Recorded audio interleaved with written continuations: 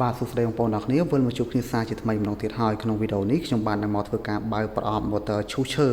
Makita ដែលដំណើរការដោយភ្លើង220មួយប្រអប់នេះតែម្ដងគឺមានលេខកូដ M1901B បាទនេះ logo បាទ Makita MT ឬក៏យើងហៅថា Makita MT series ឬក៏យើងហៅថា Makita series ថ្មីបាទគេថាបាទឈ្មោះជាភាសាអង់គ្លេសគឺ planner បាទឈ្មោះរបស់ motor នេះជាភាសាអង់គ្លេសគឺ planner ដែលយើងហៅថា motor ឈូសឈើហ្នឹងណាបាទហើយទំហំផ្លែគឺ82មីលីម៉ែត្រអូខេហើយគោលបំណងនៃខ្ញុំធ្វើការបើកប្រអប់ចង់ចែកម្លែកជូនបងប្អូនអ្នកគ្នានៅពេលដែលបងប្អូនអ្នកគ្នាមើលវីដេអូខ្ញុំហើយគឺបាទឃើញរបស់សុទ្ធ 100% បងប្អូនអ្នកគ្នាអាចទិញតាមរយៈ depot ណាក៏បានដែរបាទឲ្យតែមើលតាមបាទវីដេអូខ្ញុំទៅបាទឲ្យដូចបាទណាបងប្អូនអ្នកគ្នាគឺរបស់សុទ្ធ 100%ហើយបាទហើយអ្វីដែលសំខាន់គឺយើងមើលទៅលើប័ណ្ណធានារបស់ក្រុមហ៊ុន TK គ្រប់ Haki ខ្សែណាបាទអូខេ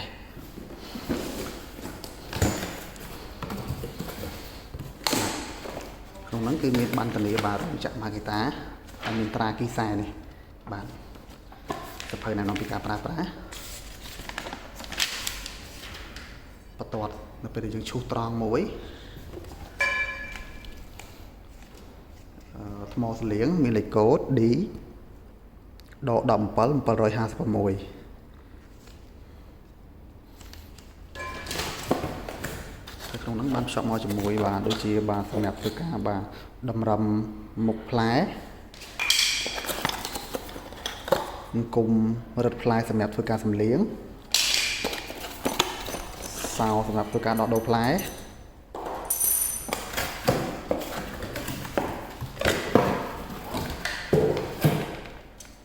បាទនេះតួម៉ូទ័របាទប្រវែងខ្សែគឺ2ម៉ែត្រណា2ម៉ែត្រប្រវែងខ្សែរបស់វា2ម៉ែត្របាទនេះគឺមានបាទ Makita បាទផុសហើយមាន MT series MT យ៉ាងមកបាទឆ្នោត2យ៉ាងមកបាទហើយនេះបាទប៊ូតុងសម្រាប់ធ្វើការចុចបាទចុចហើយ lock យ៉ាងមកបាទ unlock យ៉ាងមកបាទហើយនៅពេលនេះបាទគឺមានបាទលេខកូដរបស់វា Makita បាទ82មីលីម៉ែត្រ M 1901បាទប្រើភ្លើង220បាទ 2.8 អាំពែហ្វ្រេកង់50 60 Hz 4បាទ4 580 វ៉ាត់ចំនួនជុំបាទ16000ជុំក្នុង1នាទីណាអូខេតនេះគឺមានកន្លែងកលផ្លែអូខេនេះគឺសម្រាប់ធ្វើការបាទលៃជំរឿននៃការឈូសបាទនេះ lock ជាមួយនឹងគុំបាទនេះគឺកន្លែងចេញឈើអូខេបាទអូខេបាទអញ្ចឹងចំពោះវីដេអូបើកប្រអប់នេះខ្ញុំមានតែប៉ុណ្្នឹងណាអូពេញតិចថែមជាមួយនឹងការប្រើប្រាស់នេះបាទនេះកន្លែងនេះបាទ